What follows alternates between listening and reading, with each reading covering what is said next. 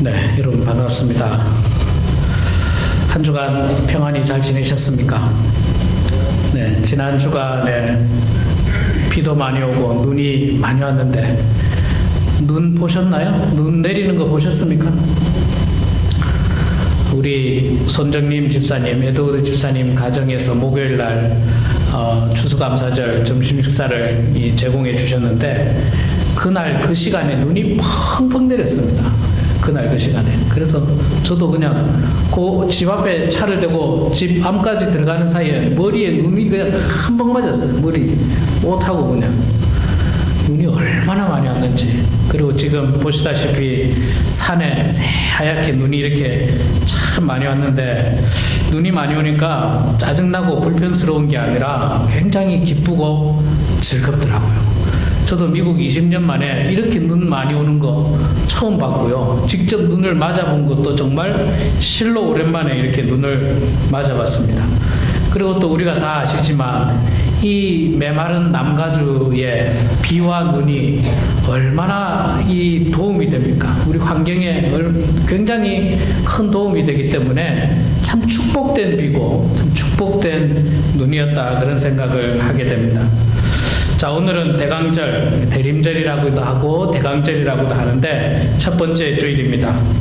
제가 교회는 교회일력이라고 있다고 말씀드렸습니다. 그래서 이 대강절이 첫 번째 시작하는 1년의 시작이 대강절부터 시작하고 그 다음에는 성탄절, 그 다음에는 이 주현절, 예수님께서 나타나신 주현절, 그 다음에 예수님의 고난을 생각하는 사순절, 부활절, 그 다음에 성령 강림절, 추수감사절, 이렇게 1년의 절기는 시작되었다가 추수감사절로 마치게 되는 것입니다.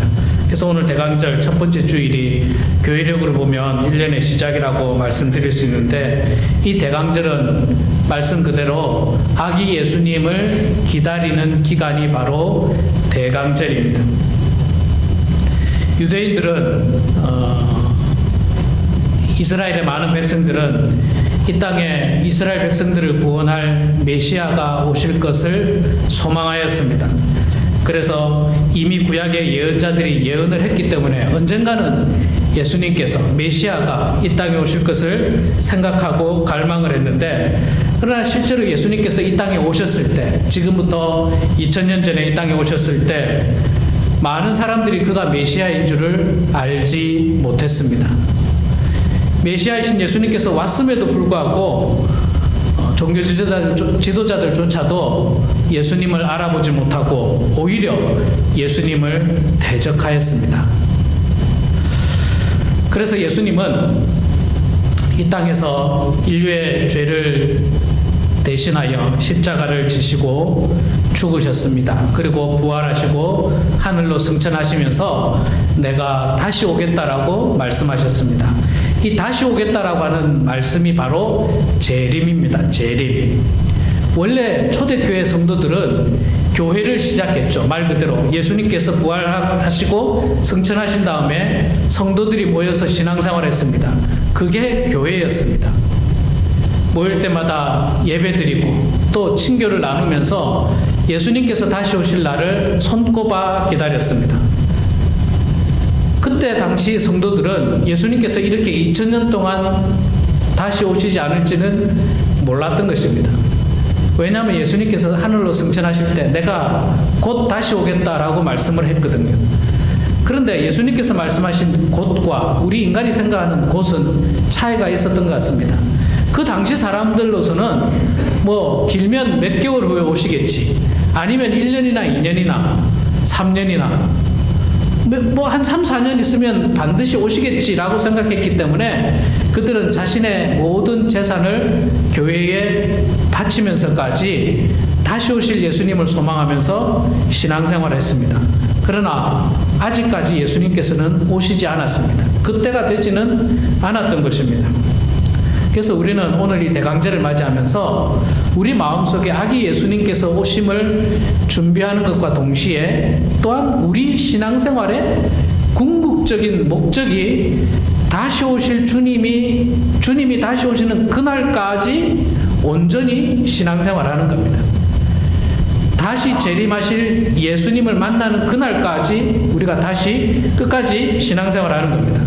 그래서 이 재림이라고 하는 말이 사실 이 기독교 신앙생활에서는 굉장히 중요한 이슈입니다. 아주 중요한 문제입니다. 그럼에도 불구하고 많은 교회 목사님들이 재림에 대한 설교를 하지 않습니다. 잘. 왜 그러냐면요. 여러분 아시다시피 재림과 관련돼서 많은 이단과 잘못된 사상들이 한국교회 또 많은 기독교 안에서 그런 사상들이 있었기 때문에 그렇습니다. 재림을 빙자해서 언제 어느 때 예수님께서 오신다.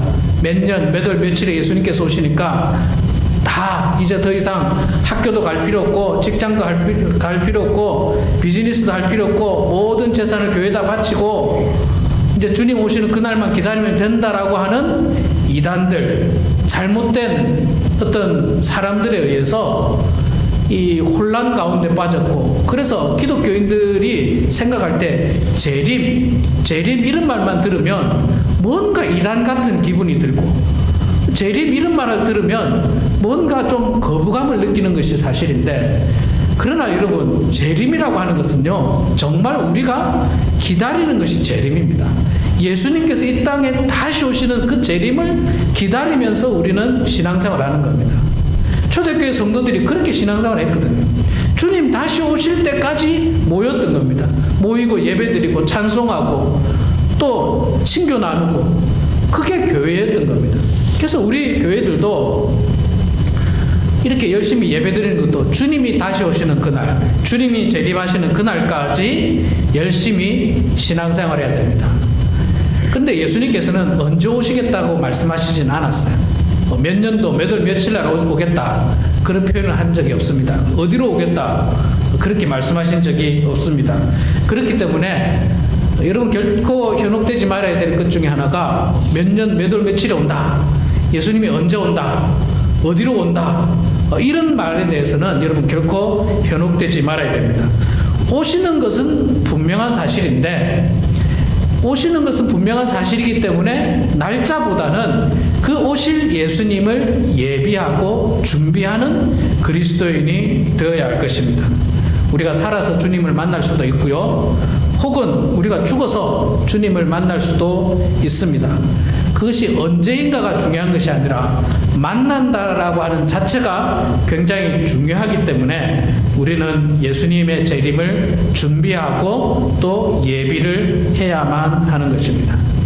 오늘 마태복음 25장 1절부터 13절 말씀에, 이 말씀은 예수님께서 직접 하신 말씀이고, 예수님께서 제자들에게, 성도들에게 이 열처녀 비유를 말씀해 주셨습니다. 그런데 여러분, 이 마태복음 25장에는 세 비유가 나옵니다. 앞부분에 열처녀 비유가 나오고요, 우리가 읽었던 열처녀 비유가 나오고, 그 다음이 달란트 비유가 나오고요, 그 다음이 양과 염소의 비유가 나옵니다. 세 가지 비유가 나오는데, 이 세 가지 비유의 다 주제가 뭔지 아십니까? 바로 예수님의 재림에 대한 이야기입니다. 예수님의 재림에 대한 이야기. 오늘 우리가 읽었습니다만 신랑 되신 예수님께서 다시 오실 때 어떻게 준비해야 되느냐에 대한 말씀을 열처녀 비유를 통해서 해주고 계시고요.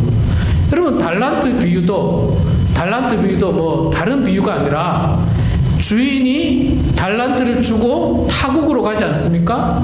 타국으로 갔을 때 우리가 가진 달란트를 땅에 묻고 그렇게 게으르게 생활하는 것이 아니라, 주인이 다시 오는 날까지 열심히 그 달란트를 활용해서 주인을 기쁘시게 하자라고 하는 내용입니다. 그러니까 주인이 갔다가 다시 올 거다라고 하는 재림에 대한 이야기예요. 그리고 양과 염소의 비유도 똑같습니다. 다시 왔을 때 양으로, 염소로 분명히 심판하겠다라고, 구별하겠다라고 하는 재림에 대한 이야기입니다. 마태복음 20장 이후에 보면 예수님의 재림에 대한 이야기가 굉장히 많이 있습니다. 그런데 여러분 생각해 보세요. 예수님의 제자들은 예수님이 죽을 것에 대해서 상상도 하지 않았습니다. 그런데 지금 예수님의 이 이야기는 뭐냐면, 죽는 것뿐만 아니라 죽어서 부활하시고 승천하신 다음에 다시 올 것을 이야기하고 있어요. 제자들보다 훨씬 앞서서 이야기하고 있으니까 제자들은 뭐 이해를 도저히 못하는 거예요. 예수님께서 도대체 무슨 말씀하시는지, 지금 우리랑 같이 옆에 있어서 이스라엘의 왕으로 등극하셔야 될 그 예수님께서 죽으신다는 이야기 자꾸 하시고, 죽었다가 하늘에 가셨다가 또 다시 오신다는 이야기를 또 하시고, 그런 이야기를 자꾸 하시니까 이해를 못하는 거예요. 예. 제자들이 전혀 이해를 하지 못하는 겁니다. 그래서 예수님께서 그걸 이해를 쉽게 하기 위해서 막 비유를 통해서 이야기를 해주고 있습니다. 오늘 우리가 읽었던 말씀이 이제 이스라엘의 신랑과 신부가 결혼을 했을 때 이 들러리들이 어떻게 신랑을 맞이할 건가에 대한 비유의 말씀이에요. 여기서 말하는 10처녀의 비유는요, 10처녀라는 것은 10명의 처녀는 10명의 신부를 말하는 게 아닙니다, 여러분. 10명의 신부가 아니라 10명의 들러리를 이야기하는 거예요. 신부 한 명에 10명의 들러리를 이야기하는 겁니다. 여러분, 이걸 좀 우리가 이해하기 위해서는 이스라엘의 그 결혼 풍속을 좀 이해를 해야 되는데, 제가 이번에 성지순례 가서 결혼식 하는 모습을 아주 우연히 봤어요. 정말 떠들썩하게 하더라고요. 정말 저는 무슨 큰일이 났는 줄 알았어요. 그 예수님 탄생교회, 베들레헴 탄생교회가 있는데 그 앞에서, 그 바로 옆에서 결혼하고 그 탄생교회 앞에 마당에서 막 그냥 시끌벅적 결혼을 하더라고요. 정말 놀랐어요. 무슨 사고가 났나 싶을 정도로 막 춤을 추고 노래를 부르고 막 결혼식 하는 장면을 멀리서 잠깐 보게 됐는데, 이스라엘의 결혼 풍속은요, 아마도 지금도 거의 비슷하다고 들었는데 옛날에는 더욱더 뚜렷했습니다. 우리나라처럼 결혼을 어떻게 하느냐면, 아이가 태어나기 전이나 태어나고 나서 어릴 때 이미 부모들끼리 약속을 합니다. 당신 자네 딸과 우리 아들이 장차 크면 결혼시키자 하고 이렇게 서로 부모들끼리 약속을 해요. 그렇게 약속을 했다가 이 아이들이 장성을 하게 되면, 이제 장성해서 이제 결혼할 즈음이 되면 서로 이제 결혼할 마음이 있고, 그렇게 되면 어떻게 하냐면 약혼을 하게 됩니다. 약혼을 하고 대부분 1년 동안 이제 약혼 생활을 해요. 약혼을 하면 다시 이렇게 함께 사는 게 아니라 약혼만 하고 각각 떨어져 삽니다. 그리고 1년 후에 결혼식을 하게 되는 겁니다. 그리고 결혼식은 밤에 하는 게 이스라엘의 풍습입니다. 예수님께서도 마찬가지지 않습니까? 예수님의 어머니 마리아와 요셉이, 예수님께서 언제 잉태됩니까? 마리아와 요셉이 정혼했을 때, 약혼했을 때 임신을 하게 됩니다. 그러니까 그때 마리아가 뭐라고 이야기합니까? 남자를 알지 못하는 제가 어떻게 임신을 할 수 있습니까? 그러니까 같이 살지 않았던 거예요. 약혼하고는 같이 살지 않습니다. 같이 살지 않고 각각 떨어져 1년 동안 살다가 1년 후에 이제 합치게 되는데, 그렇게 떨어져 살 때에 예수님께서 성령으로 잉태되고 마리아가 예수님을 이렇게 해산하게 되는 그런 일이 있는데, 그게 바로 약혼하고 1년 기간이었어요. 그리고 우리나라는 낮에 결혼하죠. 주로 낮에 하죠. 그렇고 요즘은 조금씩 저녁에도 한다는 이야기 들었는데, 이스라엘의 풍습은, 유대인의 풍습은 철저하게 저녁에 결혼합니다.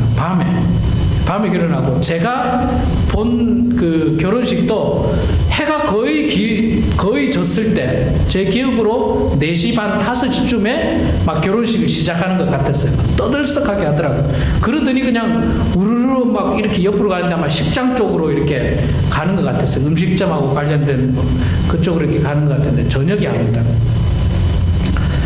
자, 그런데 이제 이 1년이 다 됐을 때 신랑의 아버지가 신랑을 통해서 가서 신부를 데려오게 하고 데려와서 결혼식을 하게 됩니다.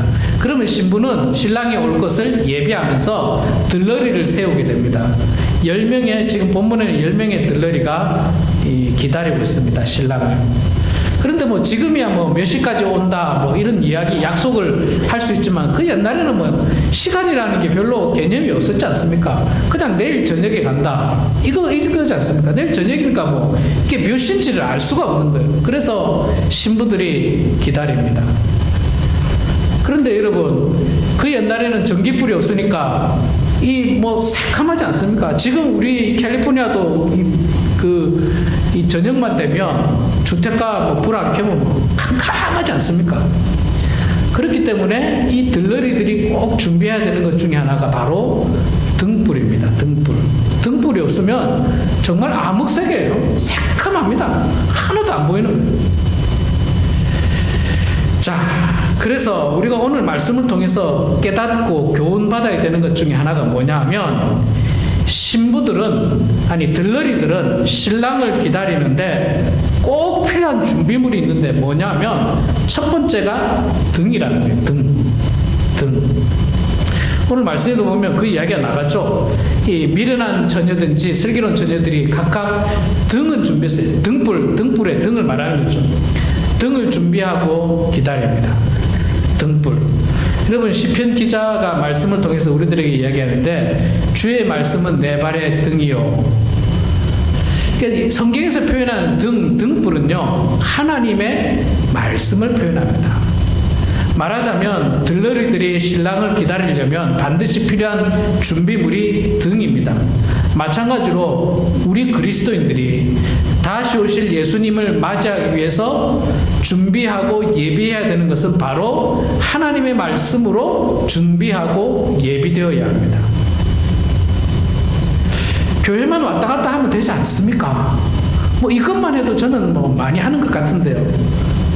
그렇지 않습니다. 등이 있어야 돼요. 등. 그래야 누군지를 알게 되죠. 도둑이 오는지 강도가 오는지 신랑이 오는지 등불이 있어야지 비춰서 알 수 있지 않겠습니까? 말씀으로 준비되지 않으니까, 인격적으로 하나님을 만나지 않으니까 2000년 전에 메시아이신 예수님께서 이 땅에 오셨음에도 불구하고 대부분의 사람들이 예수님을 알아보지 못했습니다. 그가 메시아임을 알지를 못했습니다. 왜냐하면 말씀으로 준비되지 않았기 때문에 그래요. 등불이 없었기 때문에 그렇습니다. 캄캄해가지고 영적으로 눈이 어두워가지고 메시아가 이 땅에 오셨고 내가 하나님의 아들이라고 말씀을 했음에도 불구하고 안 믿었어요. 보지를 못했습니다. 저분이 어떻게 하나님의 아들일까?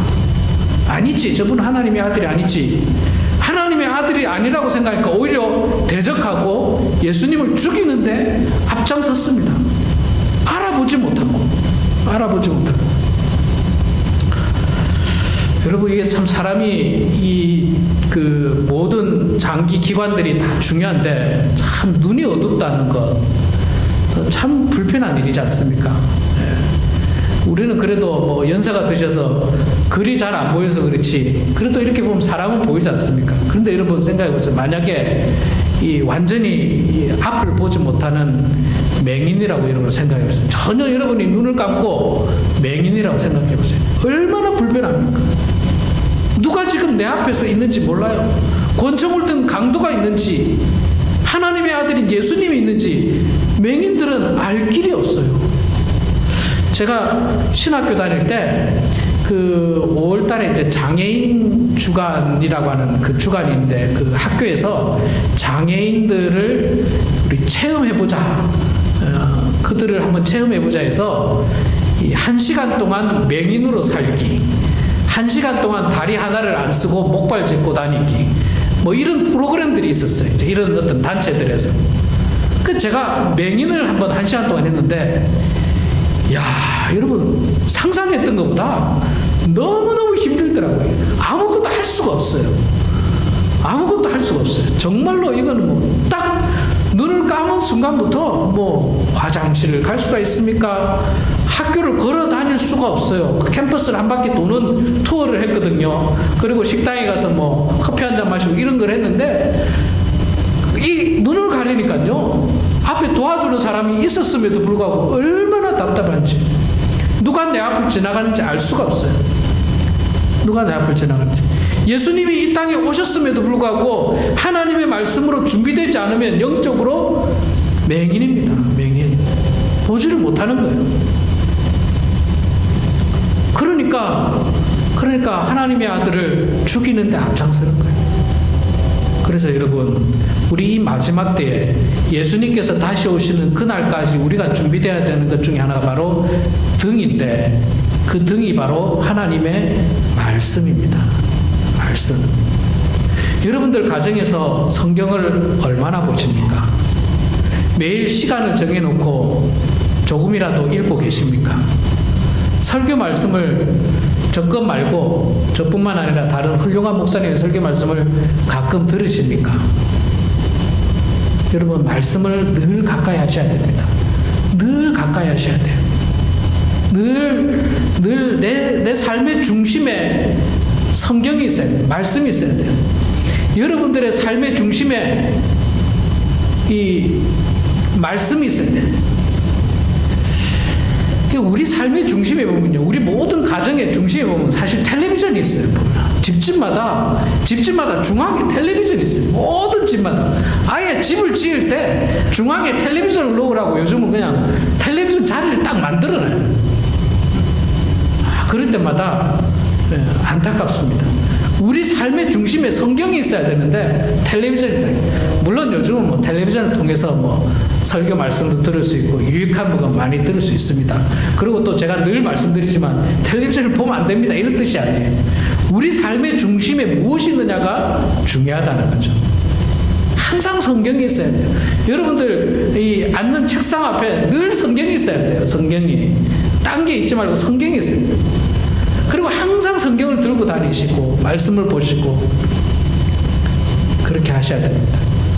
그렇게 해야지 신랑을 제대로 준비하고 만날 수가 있는 것입니다. 자, 두 번째로 무엇을 준비해야 되느냐? 이 10명의 처녀들 가운데 있잖아요. 5명의 처녀는 10명이 다 등을 준비하긴 했는데 5명의 처녀는 기름이 좀 부족했어요. 그 나머지 5명의 처녀는 기름을 넉넉하게 준비했습니다. 여러분, 우리 여기 캘리포니아가 운전하는 사람들 아닙니까? 전부 다. 제가 미국 가서 딱 한 번 그런 경험이 있는데, 저 그랜드 캐년인가? 저 어디 멀리 갔다가 아침에 이제 기름을 넣고 가스를 넣고 출발을 하려고 생각했는데 깜빡하고 가스를 안 넣고 출발한 거예요. 그런데 그 길이 고속도로가 아니고 막 그런 국도 같은 거 있잖아요. 허벌판 2시간씩 가도 안 나오는 그런 길을 제가 이제 갔는데 기름이 조금밖에 안 남았는데 이제 막 식은땀이 나는 거예요. 진짜 아무것도 없는 거예요. 이 인터넷 내비게이션을 보는데 가스스테이션이 안 나오는 거예요. 한 40-50마일을 더 가야지 나온다고 돼 있는데 제가 볼 때는 20마일도 못 가겠는 거예요. 벌써 불은 램프가 들어와 있습니다. 큰일 났다 싶어서 안 되겠다. 저기 듬성듬성 있는 인디언들 집 같은데 저기 가서 도움을 좀 구해야 되겠다. 정말 식은땀이 나더라고요. 어떡할까 그랬는데 가다가 조그마한 정말 그 가스 펌프 2개밖에 없는 그런 간이 가스스테이션을 만났는데 이야, 얼마나 고마운지요. 얼마나 고마운지. 여러분, 기름 잘 준비해야 됩니다. 기름. 이 처녀들이, 이 들러리들이 기름을 준비했어야 돼요. 밤에 몇 시 올지 알 수가 없잖아요. 7시 올지, 5시 올지, 9시 올지, 10시 올지, 11시 올지, 뭔 일이 생겨서 12시 올지 모르는 겁니다. 기름을 딱 예비하고 넉넉하게 준비하고 딱 했으면 신랑이 늦게 오더라도 괜찮아요. 괜찮습니다. 아침에 기름을 차에다가 가득 실어놨으면 문제 없어요. 뭐 웬만하면 또 가면 또 기름 가스스테이션 나오고 괜찮습니다. 웬만큼 어디를 다녀도. 근데 이걸 준비를 안 하니까 어떻게 됩니까? 준비를 안 하니까 식은땀이 나는 거예요. 잘못하면 차가 이제 중간에 쓰는 거예요. 신랑이 오게 되는데 이 미련한 처녀들이 기름을 준비하지 않은 거예요. 등불이 꺼져버린 거예요. 그래가지고 이 슬기로운 사람에게 기름 좀 나눠 쓰자. 그러니까 그 사람들이 뭐라고 해야 합니까? 야, 이거 나눠 쓰다가는 너희들도 모자라고 나도 모자라겠다. 안 된다. 여러분, 기름은 성경에서 무엇을 의미하느냐면요, 믿음을 이야기하고 성령의 역사를 이야기합니다. 믿음. 여러분, 믿음을 빌려줄 수 있습니까? 성령의 역사함을 빌려줄 수 있습니까? 목사님, 저는 괜찮습니다. 왜냐하면 저희 집사람이 믿음이 아주 좋거든요.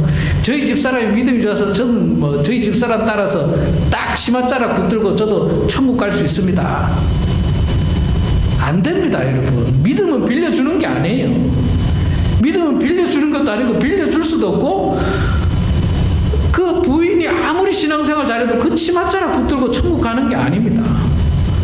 목사님 괜찮습니다. 저희 집안은요 3대째 4대째 목회자 집안이고 저희 뭐 친척 목사님들 많고요. 뭐 제 주변으로 목사님들 많고 장로님들 많고 집안이 워낙 아주 신앙의 집안이 돼서 저는 교회 뭐 대충 다녀도 저는 천국 갈 수 있습니다.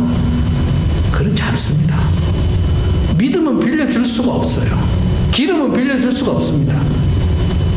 성령의 역사하심, 성령의 은혜를 빌려줄 수가 없는 거예요. 세상에 빌려줄 수 없는 게 있습니다. 여러분, 빌려줄 수 없는 게. 뭐 믿음이라든지 사랑이라든지 이런 것들을 어떻게 빌려줍니까? 뭐 신이라든지 의리라든지 이런 것들을 빌려줄 수 없는 것들 있잖아요. 그래서 미리 준비해야 되는데 우리는 신실한 믿음을 가지고 하나님 앞에 기도하면서 성령으로 충만한 가운데 기다리고 예비해야 됩니다. 언제 오실지 몰라요. 언제 오실지 모릅니다. 항상 예비해야 됩니다.